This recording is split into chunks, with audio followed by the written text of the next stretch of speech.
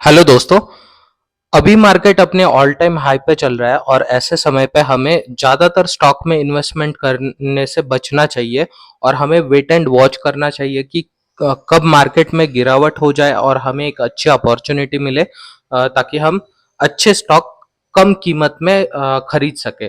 But दोस्तों, कुछ stock ऐसे हैं, गवर्नमेंट के स्टॉक ऐसे हैं जहाँ पे हमें अभी फोकस करने की जरूरत है, बिकॉज ये सिचुएशन ऐसी है कि अभी वो स्टॉक कम दाम पे है, बट हो सकता है कि आने वाले समय में भले ही मार्केट गिर जाए, बट उनमें हमें एक जबरदस्त रैली देखने को मिले और वो स्टॉक की कीमत अभी जो है उससे भी हाई वैल्यूएशन पे ये स्टॉक हमें मिले, ऐसा हो सकता है।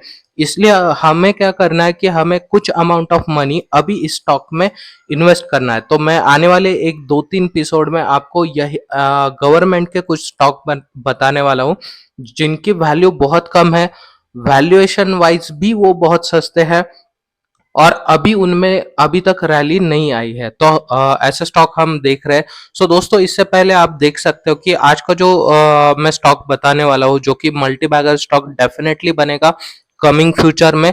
कब बनेगा ये कोई नहीं बता सकता, बट डेफिनेटली बनेगा, बिकॉज उसका रीजन मैं आपको बताऊंगा आगे।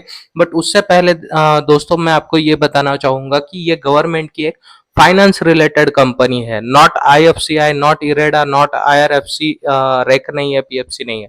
तो फिर कौन सी है वो देखते हैं। बट उससे पहले मैं आपको दिखाना चाहूंगा, अगर आप आईएफसीआई का रिटर्न देखोगे वन ईयर का, तो ये 297% का एक मैसिव रिटर्न दिया था आईएफसीआई ने, और ये स्टॉक मैंने आपको 21 रुपए पे सजेस्ट किया था।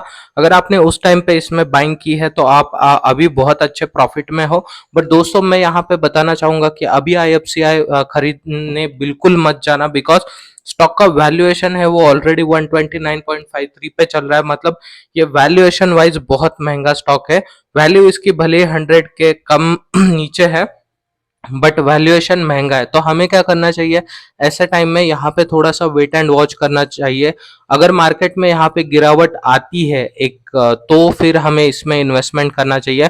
बट एज ए स्टॉक का चार्ट देख के मुझे लग रहा है कि ये इसका जो ऑल टाइम हाई है यहाँ पे 87 का, इसको वापस छूने की कोशिश कर रहा है। बट फिर भी मैं सजेस्ट करूंगा, because of the high valuation हमें यहाँ पे वेट एंड वॉच करना चाहिए। दोस्तों, इरेडा की अगर हम बात करें तो इरेडा भी मैंने जब लिस्ट हुआ था तब बोला था कि 60 रुपीज पे ये आया है। तो भले ही हमें आईपीओ नहीं मिला, बट हमें यहाँ पे निवेश जरूर करना चाहिए, बिकॉज रिन्यूएबल एनर्जी ये फ्यूचर की डिमांड है और ये कभी नहीं घटेगी। उसी तरह से और जैसे जैसे रिन्यूएबल एनर्जी सोर्सेस बढ़ेंगे, उनके प्रोजेक्ट बढ़ेंगे, इरेडा को इसका बहुत जबरदस्त बेनिफिट मिलेगा। और वही हमें देखने को भी मिला दोस्तों। इसने पिछले एक साल में अगेन 281% का मैसिव रिटर्न निकाल के दिया। लेकिन दोस्तों, अगर किसी को इरेडा में निवेश करना है तो वो कर सकता है, बिकॉज स्टॉक का जो पी है वो 43%। वैसे तो मैं 43 पे भी सजेस्ट नहीं करता हूँ, बट क्योंकि ये लॉन्ग टर्म में बहुत अच्छी भागेगी, इसलिए आप इस समय पे भी यहाँ पे थोड़ा सा निवेश कर सकते हो।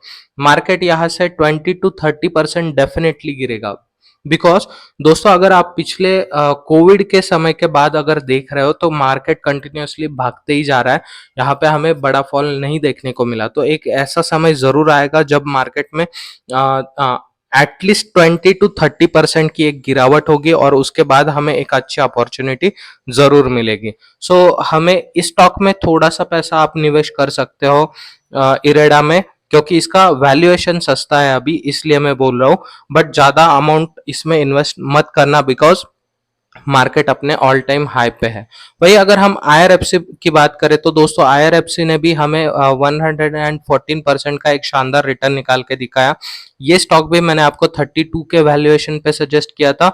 और दोस्तों, यहाँ पे इसका जो वैल्यूएशन है वो as compare to IFC and IREDA काफी सस्ता है, 33 का पी चल रहा है और एक लार्ज कैप कंपनी है। तो यहाँ पे भी अगर आप निवेश करना चाहते हो तो आप इस लेवल पे कर सकते हो, बिकॉज स्टॉक में ऑलरेडी थोड़ा सा करेक्शन हुआ है।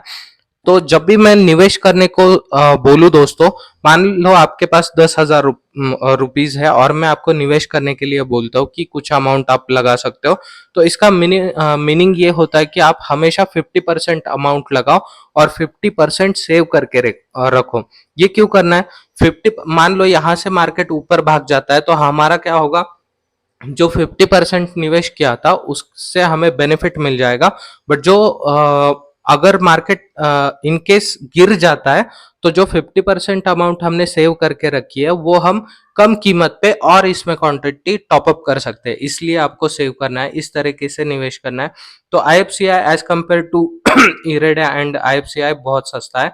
नेक्स्ट स्टॉक है दोस्तों रेक। रेक ने एक कमाल का रिटर्न निकाल के दिखाया और 123% की यहाँ पे भी ऑलमोस्ट हमें जंप देखने को मिली। दोस्तों वैल्यूएशन वाइज ये स्टॉक बहुत सस्ता है और जैसे जैसे इलेक्ट्रिसिटी की डिमांड बढ़ेगी यहाँ पे हमें काफी शानदार तेजी देखने को मिलेगी। और क्योंकि इसका वैल्यूएशन सस्ता है, आप इस स्टॉक में डेफिनेटली निवेश कर सकते हो, जितना चाहे कर सकते हो। वही अगर हम बात करें पीएफसी की, तो दोस्तों पीएफसी भी इसका पी इन फाइनेंस सेक्टर की कंपनी, मतलब पीएसयू स्टॉक जो भी है फाइनेंस सेक्टर रिलेटेड, उनमें सबसे सस्ता पी पावर फाइनेंस कॉर्पोरेशन का है और पावर फाइनेंस भी इलेक्ट्रिसिटी पे ही काम करता है। सो दोस्तों आपको यहाँ निवेश करना है तब भी आप कर सकते हो और आपको वेट भी करना है इनकेस मार्केट फॉल का, तो ये स्टॉक इसमें और भी हम गिरावट देख सकते हैं एटलीस्ट 50 रुपीज तक की, और ये अराउंड 450 या 425 रुपीज के आसपास देखने को मिल सकता है, तो तब जाके आप खरीद सकते हो। सो दोस्तों ये तो थे power finance related PSU companies. अब मैं जो कंपनी आपको बता रहा हूँ वो काफी लोगों के नजर में नहीं है और इसका रीजन भी मैं बताऊंगा कि क्यों ये कंपनी नजर में नहीं है। पहली बात तो इस कंपनी का नाम है दोस्तों गुजरात स्टेट फाइनेंशियल कॉरपोरेशन। तो ये जो कंपनी है ये गुजरात स्टेट के अंडर आती है। और दोस्तों यहाँ पे हमें क्या करना है, अगर आप इसका चार्ट देखोगे तो जब गवर्नमेंट स्टॉक में पीएसयूज में रैली आई थी तो यहाँ पे हमें एक सॉलिड रैली देखने को मिली थी और ये 38 तक गया था। और मैंने स्टॉक आपको अराउंड 10 to 14 के बीच में सजेस्ट किया था कि यहाँ पे आप आपकी कुछ अमाउंट डाल के रखो क्योंकि ये पीएसयू स्टॉक जरूर भागेगा। तो वैसे ही हुआ और हमें एक शानदार रैली देखने को मिली। उसके बाद दोस्तों यहाँ पे एक हल्का करेक्शन भी देखने को मिला है, बट ये मुझे नहीं लगता कि ये 18 से नीचे जाएगा, 18 रुपीज के नीचे ये स्टॉक नहीं जा सकता। और क्योंकि इसका पी देख सकते हो, पी कुछ भी नहीं है, मतलब ये अपने लिस्टिंग प्राइस के आसपास ही चल रहा है। अगर मैं इसका मैक्स चार्ट देखूं तो देखो दोस्तों इसकी लिस्टिंग हुई थी अराउंड 13 रुपीज के आसपास और 13 रुपीज से ये ज्यादा नहीं भागा है। तो ये स्टॉक आपको डेफिनेटली आपके पोर्टफोलियो में कुछ अमाउंट ऑफ क्वांटिटी इसकी परचेस करके रखनी है, बिकॉज आज नहीं तो कल ये स्टॉक जरूर भागेगा और हमें एक अच्छा खासा रिटर्न बना के देगा। सो दोस्तों इस कंपनी की जो स्टोरी है वो बिल्कुल आईएफसीआई की तरह है कि क्या हुआ था, ये दोनों भी कंपनी पहले तो लॉस मेकिंग कंपनीज थी, इन्होंने काफी लोन जो है वो दूसरे इंडस्ट्रीज को प्रोवाइड किया, फिर वो जो भी इंडस्ट्रीज है जिन्होंने लोन लिया वो लोन क्लोज करने में नाकाम रही और फिर इन कंपनी के लॉसेस होते गए। फिर गवर्नमेंट ने क्या किया, पहले तो आईएफसीआई को फोकस किया, आईएफसीआई ने फिर लोन देना बंद किया और जितने भी लोन दिए थे उनकी रिकवरी चालू की। तो उसी तरह से गुजरात स्टेट फाइनेंस कॉरपोरेशन ने भी अभी लोन देना बिल्कुल बंद कर दिया है और जितने भी लोन अब तक दिए हैं उनकी रिकवरी पे ये कंपनी काम कर रही है। और जिस तरह से आईएफसीआई को एक रिलीफ पैकेज मिला था गवर्नमेंट की तरफ से, उसी तरह से गुजरात स्टेट फाइनेंस कॉरपोरेशन को भी आने वाले समय में जरूर मिलेगा। सो दोस्तों ये स्टॉक हमें डेफिनेटली अपने पोर्टफोलियो में रखना है, बिकॉज अभी ये काफी सस्ता है बट इन कमिंग फ्यूचर ये हमें काफी भागते हुए दिखाई देगा और आपको अगर आप अभी निवेश नहीं करते तो बाद में महंगे वैल्यूएशन पे खरीदना पड़ेगा। वही अगर नंबर्स की बात करें दोस्तों, तो यहाँ पे मैंने दो कंपनीज के नंबर खोल के रखे हैं। एक तो है गुजरात स्टेट फाइनेंस कॉरपोरेशन। तो यहाँ पर आप देख सकते हो कि इनका जो सेल्स है, मैं दिखाता हूँ एक मिनट। देखो सेल्स कुछ भी नहीं है, यहाँ पे सीधे ये रेवेन्यू की बात कर रहे हैं।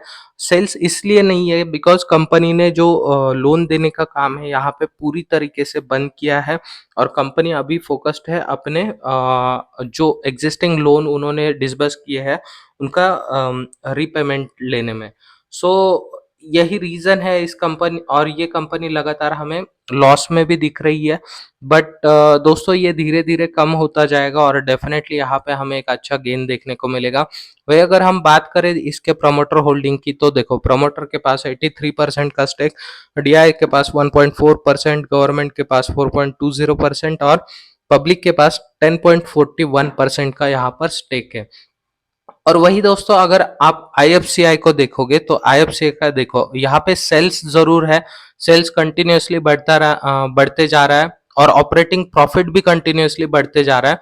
बट दोस्तों यहाँ पर आप देखोगे कुछ क्वार्टर्स आईएफसीआई के, तो देखो पहले ये भी कंपनी लॉस में चला करती थी, बट इसके बाद क्या हुआ यहाँ पर देखोगे तो ये लॉस काफी बड़ा था।